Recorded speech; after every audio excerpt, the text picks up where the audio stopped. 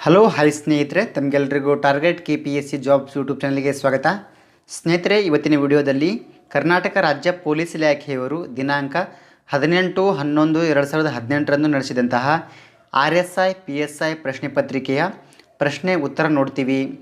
ಸ್ನೇಹಿತರೆ, ಈ ವಿಡಿಯೋದಲ್ಲಿ ಕೇವಲ ಉತ್ತರವನ್ನು ಮಾತ್ರ ಹೇಳುತ್ತೇನೆ, ಯಾವುದೇ ರೀತಿಯಲ್ಲಿ ವಿವರಣಾತ್ಮಕ ಮಾಹಿತಿಯನ್ನು ಕೊಡುವುದಿಲ್ಲ. ಈ ವಿಡಿಯೋವನ್ನು ಪೂರ್ತಿಯಾಗಿ ನೋಡಿ, ಯಾಕಂದರೆ ಇದು ನಿಮಗೆ ಮುಂದೆ ಬರುವಂತಹ ಹಲವಾರು ಸ್ಪರ್ಧಾತ್ಮಕ ಪರೀಕ್ಷೆಗಳಿಗೆ ಉಪಯೋಗಕಾರಿಯಾಗಲಿದೆ. ಮೊದಲನೇ ಪ್ರಶ್ನೆ ಈ ರೀತಿಯಾಗಿದೆ. ಸೋಬ್ರಿಕೆಯಾದ ಕ್ರೇಡಲ್ ಆಫ್ ಇಂಫೆಂಟ್ರಿ ಕರ್ನಾಟಕದ ಯಾವ ಜಿಲ್ಲೆಯಲ್ಲಿದೆ? ಉತ್ತರ ಬೆಳಗಾವಿ. ಎರಡನೇ ಪ್ರಶ್ನೆ, ಬೆಂಗಳೂರಿನ ನಂತರ ಕರ್ನಾಟಕದ ಯಾವ ಜಿಲ್ಲೆಯಲ್ಲಿ ಅತಿ ಹೆಚ್ಚು ಜನಸಂಖ್ಯೆ ಇದೆ? ಉತ್ತರ ಬೆಳಗಾವಿ. ಮೂರನೇ ಪ್ರಶ್ನೆ, ಬೇಲೆಕೇರಿ ಬಂದರು ಕರ್ನಾಟಕದ ಯಾವ ಜಿಲ್ಲೆಯಲ್ಲಿದೆ? ಉತ್ತರ ಕನ್ನಡ. ನಾಲ್ಕನೇ ಪ್ರಶ್ನೆ, ಔನ್ಸಿ ರಾಷ್ಟ್ರೀಯ ಉದ್ಯಾನವನ ಕರ್ನಾಟಕದ ಯಾವ ಜಿಲ್ಲೆಯಲ್ಲಿದೆ? ಉತ್ತರ ಕನ್ನಡ. ಐದನೇ ಪ್ರಶ್ನೆ, ಸುವರ್ಣ ವಿಧಾನಸೌಧ ಕರ್ನಾಟಕದ ಯಾವ ಜಿಲ್ಲೆಯಲ್ಲಿದೆ? ಉತ್ತರ ಬೆಳಗಾವಿ ಜಿಲ್ಲೆಯಲ್ಲಿದೆ. ಆರನೇ ಪ್ರಶ್ನೆ, ಬಿದರಿ ಕಲಾಕೃತಿಗಳು ಕರ್ನಾಟಕದ ಯಾವ ಜಿಲ್ಲೆಯಲ್ಲಿ ತಮ್ಮ ಮೂಲವನ್ನು ಹೊಂದಿವೆ? ಯಾವ ಜಿಲ್ಲೆ ಅಂದರೆ ಅದು ಬೀದರ್ ಜಿಲ್ಲೆಯಲ್ಲಿ. ಏಳನೇ ಪ್ರಶ್ನೆ, ಫೋಟೋ ಕಡೆಗೆ ಸೂಚಿಸುತ್ತಾ ಲತಾ ಹೀಗೆ ಹೇಳುತ್ತಾಳೆ: ಅವನು ನನ್ನ ಅಜ್ಜನ ಏಕೈಕ ಪುತ್ರನ ಮಗ. ಹಾಗೆ ಹೇಳಿದ್ದಲ್ಲಿ ಫೋಟೋದಲ್ಲಿರುವ ವ್ಯಕ್ತಿ ಲತಾಗೆ ಹೇಗೆ ಸಂಬಂಧಪಟ್ಟಿದ್ದಾರೆ? ಉತ್ತರ ಅಣ್ಣ ತಮ್ಮ. ಎಂಟನೇ ಪ್ರಶ್ನೆ, ಕಂಪ್ಯೂಟರ್ ಫೈಲ್ನಲ್ಲಿ MPG ವಿಸ್ತರಣೆ ಯಾವ ಫೈಲನ್ನು ಸೂಚಿಸುತ್ತದೆ? ಉತ್ತರ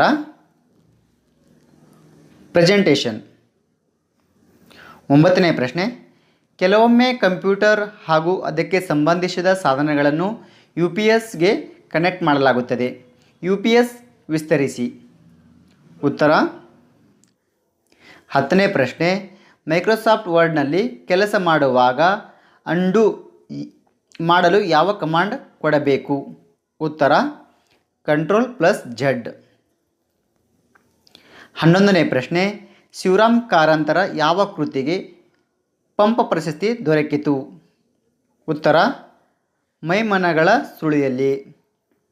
12ನೇ ಪ್ರಶ್ನೆ, ಸಾಹಿತ್ಯ ಅಕಾಡೆಮಿ ಪ್ರಶಸ್ತಿ ಪಡೆದ ಕರ್ನಾಟಕದ ಪ್ರಥಮ ಮಹಿಳೆ ಯಾರು? ಉತ್ತರ ಗೀತಾ ನಾಗಭೂಷಣ್. ಆದಿಪುರಾಣ ಮತ್ತು ವಿಕ್ರಮಾರ್ಜುನ ವಿಜಯ ಬರೆದವರು ಯಾರು? ಪಂಪ. 14ನೇ ಪ್ರಶ್ನೆ, ಮೊಟ್ಟ ಮೊದಲ ಕನ್ನಡ ವಿಶ್ವವಿದ್ಯಾಲಯ ಯಾವುದು? ಉತ್ತರ ಹಂಪಿ ಕನ್ನಡ ವಿಶ್ವವಿದ್ಯಾಲಯ. 15ನೇ ಪ್ರಶ್ನೆ, ಗೋಕಾಕ್ ಜಲಪಾತ ಯಾವ ನದಿಯಲ್ಲಿ ರಚನೆಯಾಗಿದೆ? ಉತ್ತರ ಘಟಪ್ರಭಾ ನದಿಯಲ್ಲಿ. 16ನೇ ಪ್ರಶ್ನೆ, ದೊಡ್ಡಬಳ್ಳಾಪುರ ಯಾವ ಕೈಗಾರಿಕೆಗಳಿಗೆ ಹೆಸರಾಂತವಾಗಿದೆ? ಉತ್ತರ ರೇಷ್ಮೆ ಕೈಗಾರಿಕೆ. 17ನೇ ಪ್ರಶ್ನೆ, ಸಾಮಾನ್ಯ ಕಂಪ್ಯೂಟರ್ ಲ್ಯಾಪ್ಟಾಪ್ಗಳಲ್ಲಿ ಈ ಕೆಳಗಿನ ಯಾವ ಕೀ ಕಾಣಸಿಗುವುದಿಲ್ಲ? ಯಾವ ಕೀ ಅಂದರೆ ಟರ್ನ್ ಕೀ. 18ನೇ ಪ್ರಶ್ನೆ, ಕಾನೂನಿನಿಂದ ನವಿರಾದ ಸ್ಥಿತಿಯನ್ನು ಕರೆನ್ಸಿಯಿಂದ ತೆಗೆದು ಹಾಕುವುದಕ್ಕೆ ಏನೆಂದು ಕರೆಯುತ್ತಾರೆ? ಉತ್ತರ ಡಿಮಾನಿಟೈಸೇಷನ್. 19ನೇ ಪ್ರಶ್ನೆ, ಭಾರತದಲ್ಲಿ ನಡೆದ ಕಪ್ಪು ಕ್ರಾಂತಿ ಯಾವುದಕ್ಕೆ ಸಂಬಂಧಪಟ್ಟಿದೆ? ಉತ್ತರ ಕಲ್ಲಿದ್ದಲಿನ ಉತ್ಪಾದನೆಯಲ್ಲಿ ಸ್ವಯಂ ಅವಲಂಬನೆ. 20ನೇ ಪ್ರಶ್ನೆ, ಎಕ್ಸೈಸ್ ಸುಂಕವು ಯಾವುದಕ್ಕೆ ವಿಧಿಸಲಾಗುವ ತೆರಿಗೆಯಾಗಿದೆ? ಸರಕುಗಳ ಉತ್ಪಾದನೆ. 21ನೇ ಪ್ರಶ್ನೆ, ಡೆಫಿಸಿಟ್ ಫಿನಾನ್ಸಿಂಗ್ ಎಂದರೆ? ಉತ್ತರ ಹೊಸ ಕರೆನ್ಸಿ ನೋಟುಗಳ ಮುದ್ರಣ.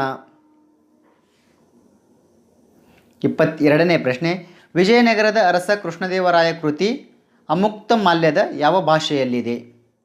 ಉತ್ತರ ಅದು ತೆಲುಗು ಭಾಷೆಯಲ್ಲಿದೆ. 23ನೇ ಪ್ರಶ್ನೆ, 1932ರಲ್ಲಿ ಪೂನಾ ಒಪ್ಪಂದವನ್ನು ಯಾರ ನಡುವೆ ಸಹಿ ಮಾಡಲಾಗಿದೆ? ಅದು ಗಾಂಧೀಜಿ ಮತ್ತು ಅಂಬೇಡ್ಕರ್ ನಡುವೆ. 24ನೇ ಪ್ರಶ್ನೆ, ಭಾರತೀಯ ರಾಷ್ಟ್ರೀಯ ಕಾಂಗ್ರೆಸ್ನ ಮೊದಲ ಅಧ್ಯಕ್ಷ ಯಾರು? ಉತ್ತರ ಸರ್ ಉಮೇಶ್ ಚಂದ್ರ ಬ್ಯಾನರ್ಜಿ. 25ನೇ ಪ್ರಶ್ನೆ, ಈ ಕೆಳಗಿನ ಯಾವ ವ್ಯಕ್ತಿಯನ್ನು grand old man of India ಎಂದು ಕರೆಯಲಾಗುತ್ತಿತ್ತು? ಯಾರಿಗೆ? ದಾದಾಬಾಯಿ ನವರೋಜಿ. 26ನೇ ಪ್ರಶ್ನೆ, ಸಾಹಿತ್ಯ ಕ್ಷೇತ್ರದಲ್ಲಿ ಕೊಡುಗೆ ನೀಡಿರುವ ಈ ಕೆಳಗಿನ ಯಾವ ವ್ಯಕ್ತಿಗೆ ಜ್ಞಾನಪೀಠ ಪ್ರಶಸ್ತಿ ದೊರಕಿಲ್ಲ? ಯಾವ ವ್ಯಕ್ತಿಗೆ? ದೇವೇಗೌಡ ಜವರೇಗೌಡ. 27ನೇ ಪ್ರಶ್ನೆ, ಈ ಕೆಳಗಿನ ಯಾವುದನ್ನು ಗ್ರೀನ್ ಗೋಲ್ಡ್ ಹಸಿರು ಚಿನ್ನ ಎಂದು ಕರೆಯಲಾಗುತ್ತದೆ? ಉತ್ತರ ಬಿದಿರು. 28ನೇ ಪ್ರಶ್ನೆ, ಇಂಡಿಯನ್ ಇನ್ಸ್ಟಿಟ್ಯೂಟ್ ಆಫ್ ಸೈನ್ಸ್ ಎಲ್ಲಿದೆ? ಉತ್ತರ ಬೆಂಗಳೂರು.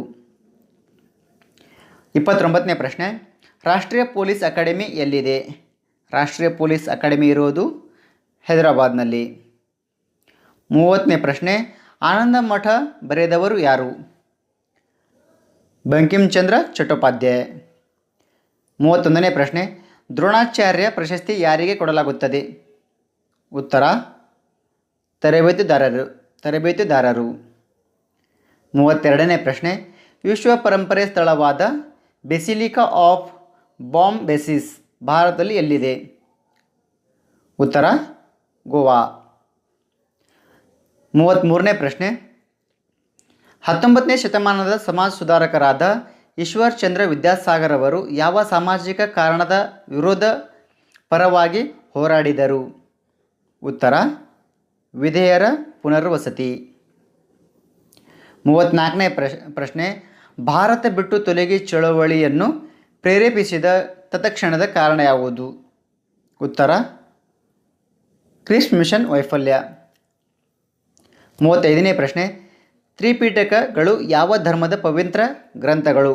ಅದು ಬೌದ್ಧ ಧರ್ಮದ್ದು. 36ನೇ ಪ್ರಶ್ನೆ, ಬ್ರಿಟಿಷರ ಸಾಮ್ರಾಜ್ಯಶಾಹಿಯಲ್ಲಿ ಭಾರತದ ಆರ್ಥಿಕ ಕುಸಿತ ಸಿದ್ಧಾಂತವನ್ನು ಪ್ರತಿಪಾದಿಸಿದವರು ಯಾರು? ಉತ್ತರ ದಾದಾಬಾಯಿ ನವರೋಜಿ. 37ನೇ ಪ್ರಶ್ನೆ, ಭಾರತವು ಪ್ರತಿ ವರ್ಷ ಫೆಬ್ರವರಿ 28ರಂದು ರಾಷ್ಟ್ರೀಯ ವಿಜ್ಞಾನ ದಿನ ಎಂದು ಏಕೆ ಆಚರಿಸುತ್ತದೆ?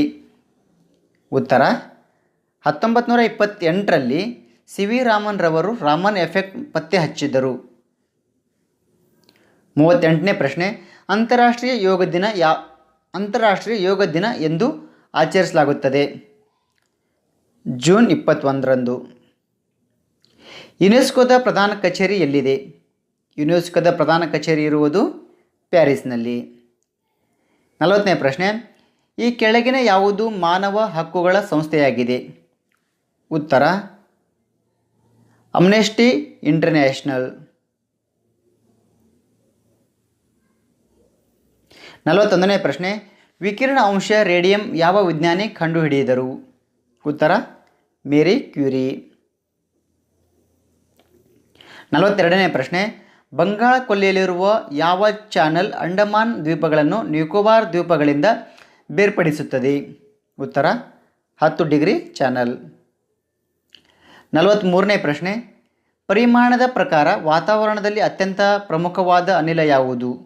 ಉತ್ತರ ಸಾರಜನಕ ಮತ್ತು ಮಿಥೇನ್, ನೈಟ್ರೋಜನ್ ಮತ್ತು ಮಿಥೇನ್. 44ನೇ ಪ್ರಶ್ನೆ, ದೇವನಾಮ ಪ್ರಿಯದರ್ಶಿ ಎಂದು ಉಲ್ಲೇಖಿಸಲಾಗುವ ರಾಜನ ಬಗೆಗೆ ಬ್ರಾಹ್ಮಿ ಲಿಪಿಯಲ್ಲಿ ಇರುವ ಶಾಸನಗಳನ್ನು 1837ರಲ್ಲಿ ಜೇಮ್ಸ್ ಪ್ರಿನ್ಸೆಪ್ ಎಂಬುವವನು ವಿಸ್ತರಿಸಿದನು. ಹೀಗೆ ಉಲ್ಲೇಖಿಸಲಾಗಿರುವ ರಾಜ ಯಾರು?